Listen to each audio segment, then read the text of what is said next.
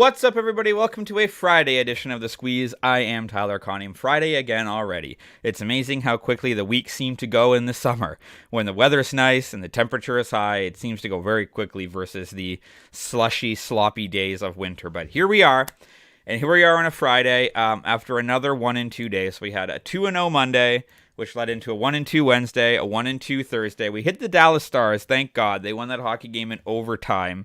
That was a sweat. So we did hit that play. We did not hit the Miami Heat plus 8.5. The positive thing, if you're a Heat fan, so the Heat went down 15 points in the first quarter.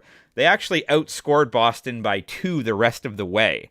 They didn't win the second or third quarters, but they outscored them by 5 in the fourth. They actually outplayed them, I think, the rest of the way. They gave up the 35 points in the first, but only 20 points in the fourth quarter. So a positive for them, but we lose the plus 8.5, and then the Jays, man.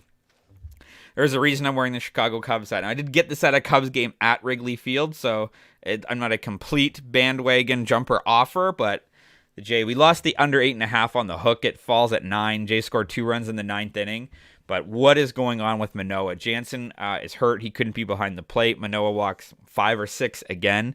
You might have an all-star and your ace home opener or season opener starter in the minors by June, the way he's pitching. I think it's a combination of perhaps fitness and the pitch clock. He seems to be really laboring out there, which means he can't throw strikes. I hate the idea of Kirk behind the plate with him. I don't think Kirk calls a good game, if I'm being honest. And you've got Danny Jansen, who is an exceptional play caller. So it is what it is there, but a 1-2 day officially.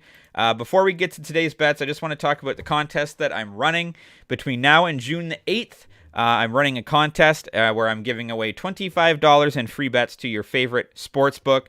How to enter, if you're on YouTube, if you're a subscriber, you're automatically entered 3 times. If you comment, you get 1 entry. You can comment on every video between now and June the 8th.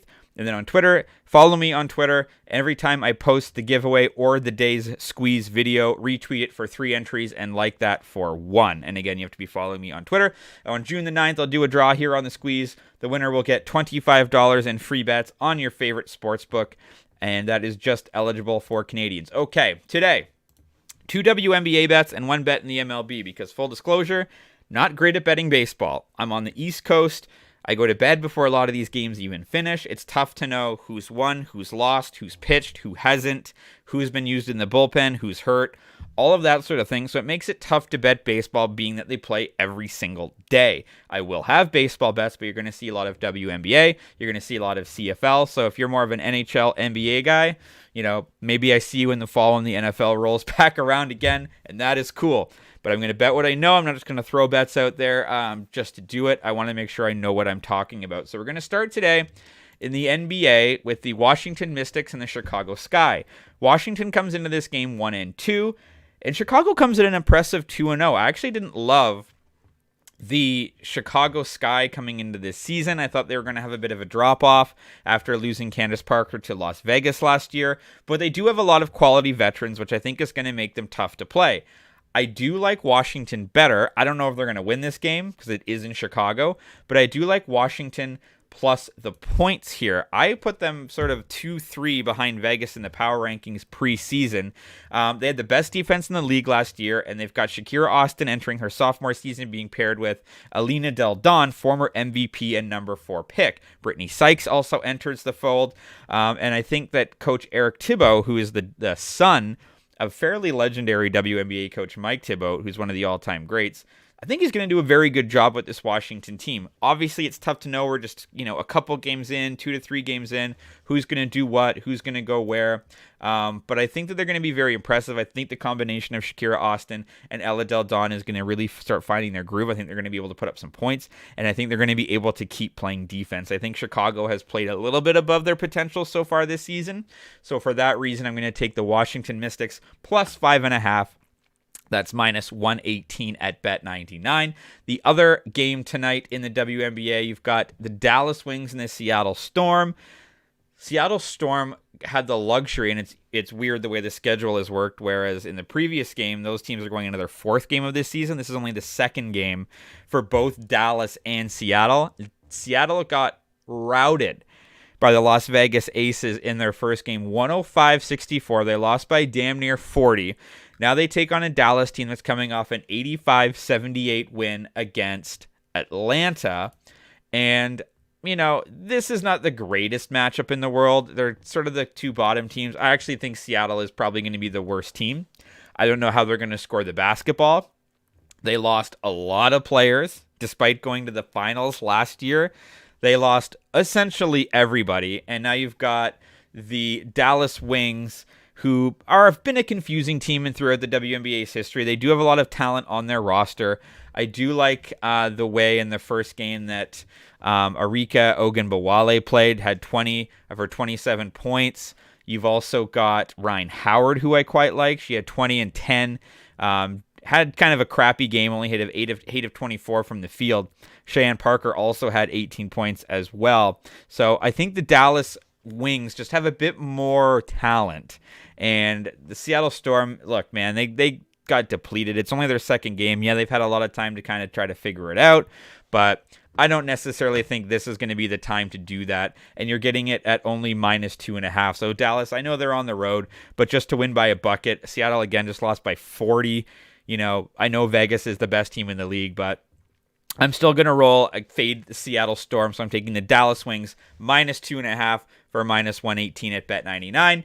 Your last bet of the day is probably in the game in the MLB that you want to watch the least. It's the 20-29 Washington Nationals taking on the 15-36 Kansas City Royals. I think I bet against Patrick Corbin last season in 15 starts, and I think I won like 12 of those bets. Go figure. Today I'm betting on the Nationals and on Patrick Corbin to beat the Kansas City Royals, and I'm getting this at plus money. This is plus 112 at FanDuel. Jordan Lyles, who is starting for the Kansas City Royals today, is 0-8 with an ERA of 7.15 in 10 starts. And they're the favorite. Riddle me that. This game is being played at Kauffman Stadium. I don't think that's going to make much of a difference. His ERA is 9.9 on the road, but it's 5.2 at home. It is not all that much better.